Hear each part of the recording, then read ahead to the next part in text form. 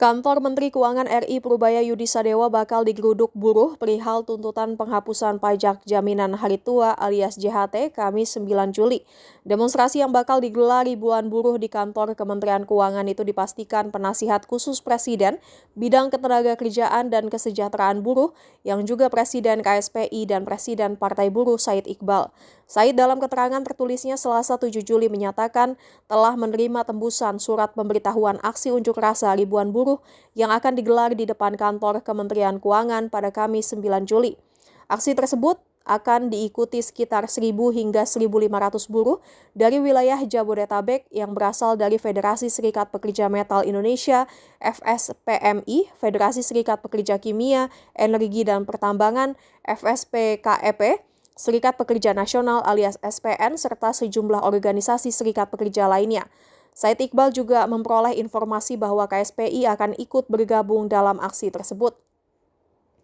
4 tuntutan utama yang akan disampaikan para buruh adalah hapus pajak atas pencairan jaminan hari tua atau JHT, hapus pajak atas tunjangan hari raya atau THR, hapus pajak atas pesangon, hapus berbagai pungutan pajak yang berkaitan dengan manfaat program jaminan sosial termasuk manfaat pensiun.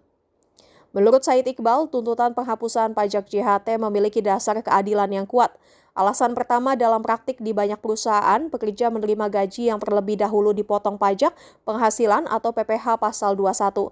Setelah itu, pekerja masih membayar iuran JHT dari penghasilannya. Ketika manfaat JHT dicairkan, dana tersebut kembali dikenakan pajak. Ia mengakui terdapat perusahaan yang memperlakukan iuran JHT dengan mekanisme pembukuan berbeda. Namun, menurutnya, pemerintah seharusnya melihat kondisi pekerja yang benar-benar mengalami beban pajak berganda, bukan menjadikan pengecualian sebagai alasan mempertahankan kebijakan yang ada.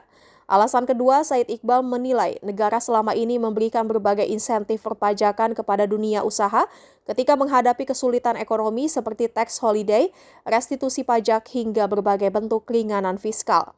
Alasan ketiga, menurut Said Iqbal, JHT bukanlah instrumen investasi komersial, melainkan tabungan sosial yang dipersiapkan sebagai perlindungan ketika pekerja memasuki masa pensiun atau mengalami pemutusan hubungan kerja. Alasan keempat berkaitan dengan ketentuan batas pengenaan pajak, hingga kini masih mengacu pada peraturan pemerintah nomor 26 tahun 2009.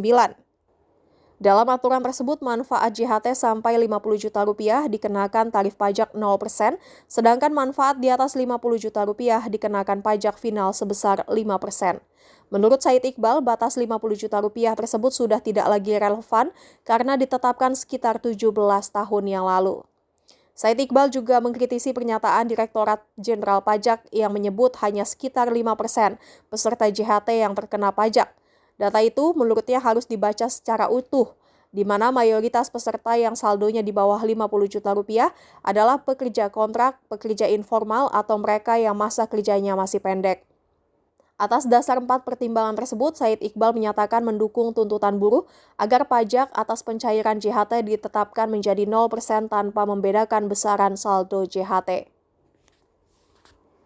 Selain itu, Said Iqbal mengungkapkan bahwa dirinya telah beberapa kali mengirim surat resmi kepada Menteri Keuangan RI Purubaya Yudi Sadewa untuk meminta waktu berdialog mengenai persoalan tersebut. Namun hingga kini permintaan itu belum memperoleh tanggapan. Ia berharap Menteri Keuangan bersedia membuka ruang dialog sebelum aksi buruh berlangsung agar dapat dicari solusi terbaik. Jangan lupa subscribe ya!